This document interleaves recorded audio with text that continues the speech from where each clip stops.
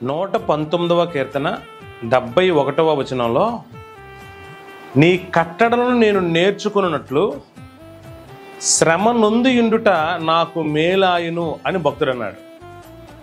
ఆ భక్తుడికి కలిగినటువంటి శ్రమలలో తన సమయాన్నంతటినీ కూడా దేవుని కొరకు కేటాయించాడు. తన ఆలోచనలన్నీ కూడా దేవుని విషయాల మీద పెట్టాడు.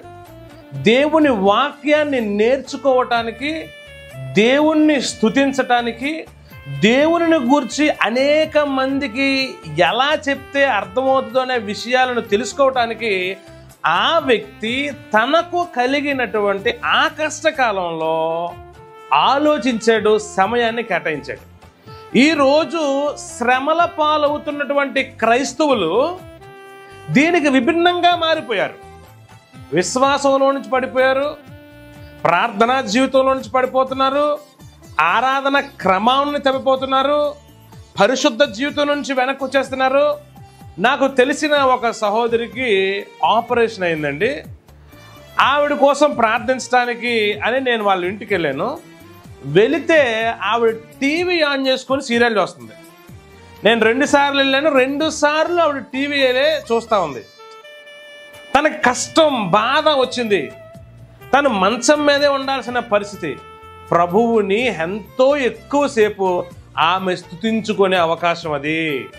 ప్రభు వాక్యాలను వినటానికి అదొక అమూల్యమైన సమయం.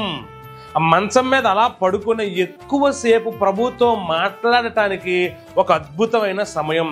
తనకు కలిగిన ఆ శ్రమలో తాను దేవునిలో ఎదగాలి, కానీ నానాటికి దిగజారే పరిస్థితికి వచ్చింది.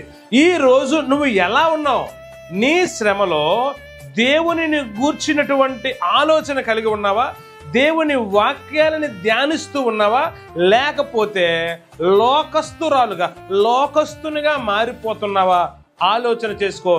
ఈ భక్తుడైతే తనకు కలిగిన శ్రమలను బట్టి దేవుని కట్టడలను మరింత బాగా తెలుసుకొని దేవునికి నచ్చినట్టుగా బ్రతికాడు. ఈరోజు నువ్వు అలా ఉండాలని దేవుడు కోరుకుంటున్నాడు.